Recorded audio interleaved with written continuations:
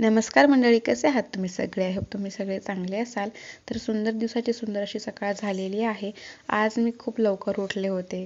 झोपेत नव्हती सकाळी आणि चला म्हटलं दारामध्ये मस्त रांगोळी काढूया. तर शेणाचा सडा टाकला नव्हता, पाणीच पडलं होतं आणि मस्त 9 ते 5 असे ठिपके मी मारून घेतले आणि ठिपक्याची रांगोळी मी काढली होती. कशी वाटली नक्की सांगा. त्यानंतर आमच्या घराच्या समोर एक झाड आहे जास्वंदाचं, त्याला खूप जास्त फुले लागली आहेत आणि दिंडीच्या बाया त्या रोज फुले घेऊन जातात देवाला. आतमध्ये आले, मस्त ब्रश केला आणि चहा ठेवला होता गॅसवर उकळायला. चहा घेतला आणि बाहेर आले. मस्त बाहेरचा व्ह्यू एन्जॉय करत मी चहा माझा संपवला होता. तुम्ही बघू शकता किती छान फुलं आलेली आहेत. दारामध्ये मटकीवाला आला होता. असं पण भाजीला काही नव्हतं. बरं झालं मटकी आली होती, ती घेतली. 10 रुपयाची खूप जास्त मटकी दिली होती त्या काकांनी. मग थोड्या वेळाच्या नंतर मी नारळ पाणी पहिला घेतलं, नारळ फोडलं आणि त्या नारळामध्ये खूप जास्त पाणी निघलं होतं. तर कधी कधी जास्त निघतं, कधी कधी कमी निघतं.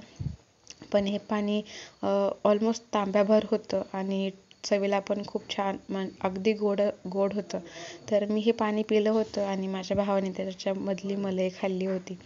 पप्पांना उपवास होता, त्याच्यामुळे शेंगा पण फोडायच्या होत्या म्हणून शेंगा काढून घेतल्या चाळणीमध्ये. खाली एक पिशवी आथरली होती जेणेकरून कचरा खाली होणार नाही आणि मग मी शेंगा फोडत बसले. शेंगा घरच्याच, म्हणजे आईने घरीच साचवल्या होत्या. तर शेंगदाणे काही विकत आणायची गरजच नाही. शाबू बनवला होता पप्पांसाठी, त्याच्यामध्ये बटाटा किसून टाकला होता आणि आम्हाला नाश्त्यासाठी पोह्याचा बेत होता. मस्त कांदा, टोमॅटो, मिरची चिरून घेतली होती. पोहे पण भिजत घातलेले होते. छानपैकी असे पोहे केले आणि आम्ही ते नाश्त्याला खाल्ले. बाजाराला विकण्यासाठी ना लिंबं न्यायची होती, तर पप्पा ते लिंबोणीच्या झाडावर गेले आणि एक एक लिंबू ते तोडत होते. खूप जास्त लिंब लागतात, पण हे लिंबोणीचं एक वैशिष्ट्य म्हणजे सीझन नसेल तेव्हा लिंब लागतात. म्हणजे पावसाळा हिवाळा लिंब असतात आणि उन्हाळ्यात खूपच प्रमाण कमी असतं त्या लिंबाचं, म्हणून जास्त फायदा होत नाही, जास्त पैसे येत नाहीत त्याचे. माझं मंगळसूत्र तुटलं होतं बाळाच्या हातून, तर ते माझ्या आजीकडे घेऊन गेले होते मी गाठण्यासाठी. तर तिनं मस्त छान असं सोप्या पद्धतीनं ते तिच्या पद्धतीनं गाठून दिलं होतं माझं मंगळसूत्र. तुम्ही बघू शकता. ह्याचा पण डिटेल व्हिडिओ मी अपलोड केला आहे माझ्या चॅनलला, तुम्ही तो बघू शकता. तर असं 2 पदरी मंगळसूत्र तिने घरच्या घरीच मला बनवून दिलं होतं. खूप छान दिसत होतं. हेच मंगळसूत्र बाहेर गाठायला गेल्यावर खूप जास्त पैसे घेतात.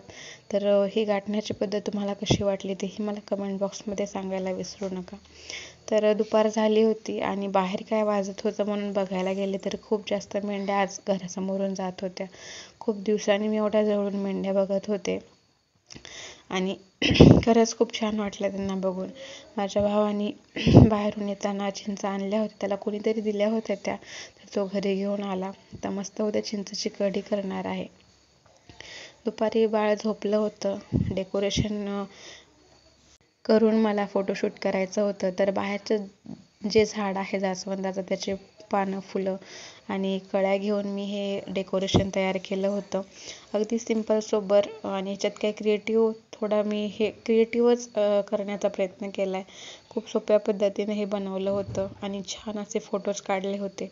9वा महिना चालू झाला आहे गरोदरपणातला, त्याच्यामुळे मला फोटोशूट करायचं होतं आणि आज होतं तुळशीचं लग्न, म्हणून तुळशीच्या समोर रांगोळी काढली. रांगोळी म्हणजे स्वस्तिक काढलं, हळदी कुंकू अक्षता टाकल्या त्याच्यावर आणि सगळ्यांना अक्षता वाटल्या, दिवा लावला, तुळशीला वस्त्र घातलं, पांघरूण घातलं, फुलं वाहिली आणि मस्त लग्न लावलं.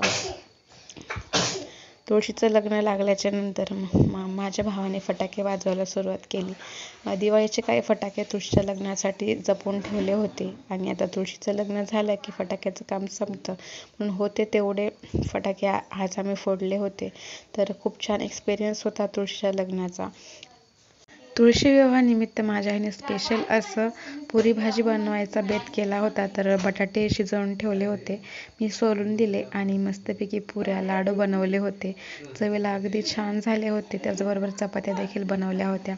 झणझणीत शिजवलेल्या बटाट्याची भाजी बनवली होती आणि पुरी. तर पुरी भाजीचा बेत होता. तुम्हाला हा व्हिडिओ कसा वाटला मला कमेंट बॉक्समध्ये सांगायला विसरू नका. पुन्हा भेटूया अशाच एका व्हिडिओसोबत. तोपर्यंत बाय बाय.